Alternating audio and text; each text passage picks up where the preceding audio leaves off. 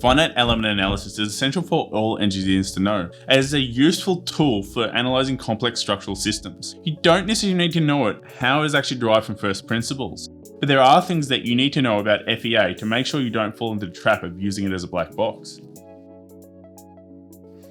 Mastering finite element analysis can take time, so I'll be going through the tips that I wish I knew earlier, saving you time and learning from my experiences. My name's Brendan, your structural engineer. Now let's get into it. So where should you start? You should be started defining the problem. So what are you actually trying to assess and what are the results that you need to get out of it?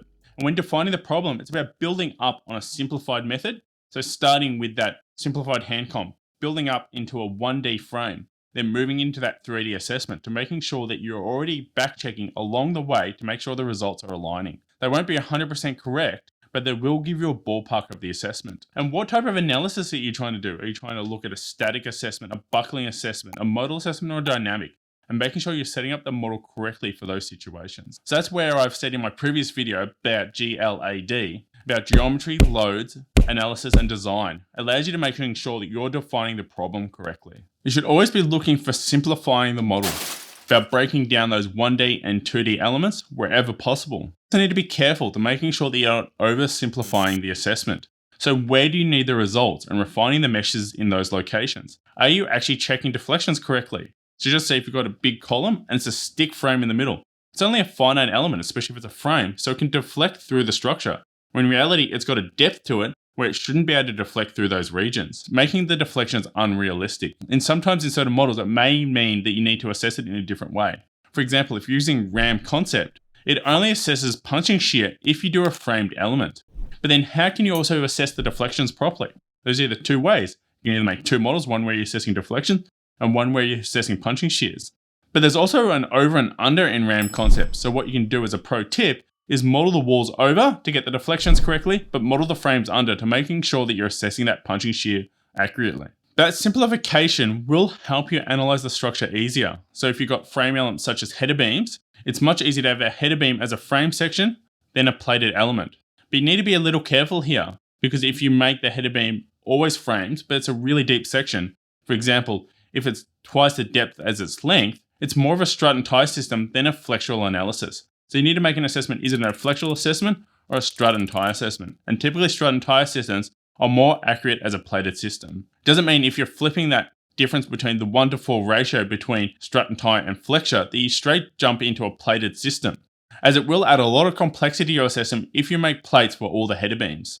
As if you need to change depths, you need to slowly move up and down those nodes, where a frame gives you more flexibility, allowing you to crack it and change the dimensions quite quickly. One of the problems with using a plated model is the fact that it's very hard to crack. If you've got a node here and here, you will create a fixed connection. But if you want to assess how it's going to behave in a pin junction, you'll need to have a frame there to allow for that movement to occur. So it's really a judgment between where do you provide the simplification and where you don't. Another pro tip is if you've got a point load coming down into a single point and you've got the frame underneath as a column, the local stresses in those regions will be huge, as it's thinking it's a finite infinite point, so the stresses are through the roof, which is unrealistic as there is a depth to that column structure. There's a couple of ways you can deal with this. You can either make the column underneath plated, which adds a little bit more complexity and removing a little bit of control. Alternatively, you could make it as that frame structure that we had, but add rigid links between the nodes either side of it, allowing you to spread the load more accurately and assess the local stresses in that region. Another great tip when you're starting out is starting to define and name the materials more accurately. So is this a cracked section, uncracked section? So when you're looking at the model, you can click on an element and know whether it's cracked or not. Also, setting up and defining the different materials and shapes that you have to play with. Sometimes you need to assess the materials as cracked, or sometimes you crack the elements specifically. But making sure you're setting each of them up early on so you can play around with it and change the cracking factors in your building. So how about we go into assessing that structural model? First thing you should always look for, especially if the results are not what you think they are, have you actually got the correct units? Did you model it in millimeters when you meant to model it in meters? Did you model it in meters when you meant to model it in millimeters? These can be vastly different. The model may look correctly, but the scale is completely off, meaning the loads are completely inaccurate. Then when you're looking at your model, where do you break it down? So how do you know whether it's acting correctly? The first thing to always look at is to look at the deflected shape. How all the columns connected? Is the thing bending and deflecting as you're expecting? Especially under gravity, as a lot of times sometimes an FE model may come up and may not connect correctly. If it doesn't connect correctly, it doesn't have that specific load path, or any elements swaying or moving that you don't see. So looking at the deflected shape to making sure that it's acting as you expected. Another real powerful tool is looking at the modal assessment of the building. So a modal assessment allows you to see how elements are behaving, and you can pick up even buckling modes in the structure. So I typically utilize the modal assessments and look at the mass participation of each of those modes. It's got a really low mass participation in the first 20 modes or more. Why is that participation really low? And looking at what elements are moving. Sometimes it may mean there's a specific element moving, as something's not connected, it's too thin, or potentially buckling. Or maybe the structure is just really soft in those regions. Another really powerful tool of a modal assessment is to look at how the building is behaving. So typically, you want to make sure that your torsional assessment is not in the top 3 modes. So you want to make sure the building is first swaying in the weak direction, then translation in the strong direction, and then doing that torsional analysis. As a structure that is heavily torsion governed will significantly increase the stresses in not only the header beams, but also the walls. So if you've got a mode that is potentially higher up in that torsional assessment, you need to look at why is it? Do you have an extreme offset core? You don't have enough shear walls at the extremities? When looking at the assessment, is making sure you're checking your restraints, that you haven't got restraints too high or too low. As if, for example, if you've modeled a building all the way up, including the basements, sometimes people will put restraints around your ground floor. This leads to a model being artificially stiff in this region.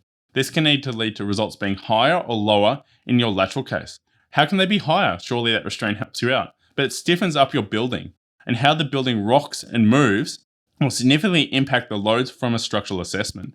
So adding the loads up higher may actually increase the forces by increasing the modal assessment. Another aspect as well, you want to build your models up from scratch. So you don't want to start with the most complex model to start off with, is how can you really debug it? So typically when I'm building an FEA model, I'll build it in parts. So I'll build, for example, if I'm building a big tower, I'll build one floor. Then I'll do all that assessment that we just talked about. So checking deflected shape, checking modal shape, checking how the model is performing before I move on. So after I build that one floor, I'll replicate it up until there's a change in that floor, model the next floor up, then do the assessment over and over again. So slowly building the model from the bottom up, making sure it's performing correctly. Another thing that you need to make sure and have with care, especially in the big tall structures, if you have a transfer floor, as typically you just crack floors to either 0.2 or 0.1, as you don't want it to have a significant impact on how the loads are being transferred through the structure. But this will lead to an incorrect result on a transfer element. So you want to make sure your transfer elements are correctly cracked. So you've assessed it in either an external software to work out what level of cracking it has, making sure the elements that are supporting any transfer loads have that accurate cracking results. And when you're getting down to design, making sure that you're grabbing the correct locations of the critical areas. So looking where the tension forces are in your structure and making sure you're deriving it across the whole length. And sometimes what you can do, you can overdo the section cut, and you have a section of compression, you have a section in tension. And when it derives the forces across that section cut, it can reduce it. So it adds the compression to the tension, reducing the tension load in that area. Or likewise, making sure that you're extending it far enough. So if you just do it in a local area, you may miss tension zones above. So you need to look at how the forces are flowing through your structure and making sure you're designing the specific locations correctly. Back calculating and comparing it to those hands assessments that you did earlier. And sometimes with designs, you may need multiple models for different things. For example, if I've got a big tower, I will have essentially 2 or 3 different models. So one model will be an SLS model, so it has less loads, so I can predict how the model performs in a service condition, as you don't have that cracking that you're expecting in an ultimate situation. And also as you're rocking backwards and forwards, it's more of that short-term action, so you can have a higher ease, more of that dynamic E, than your long-term ease. Then when you've got your service model, that will be inaccurate for an ultimate design. So you need to have another model where you've got increased crack factors that you'll see under ultimate conditions. And as you want to be a little bit conservative here, potentially you also use more of a standard E than your dynamic assessment. But when you're going to wind tunnel, you may have somewhere in between, as you want to have an accurate assessment of how the building behaves under these conditions. So you may have reduced masses, you may have different crack factors, to make sure your model is performing more accurately as it would in real life conditions. So you want to making sure that you're exporting the results for the wind tunnel for a more accurate assessment. So not one model can do it all. You may have different models for different purposes. If you want to learn more about FEA assessment, I've got a link to a video here that'll make sure that you're not using FEA as a black box and falling into the traps of just assuming that the analysis is correct. And if you're interested in supporting the channel, I've got links to my Patreon in the below description. much like these many members here. Without their support, this type of content would not be possible. And as always, stay safe, keep learning, and I'll see you next week. Bye.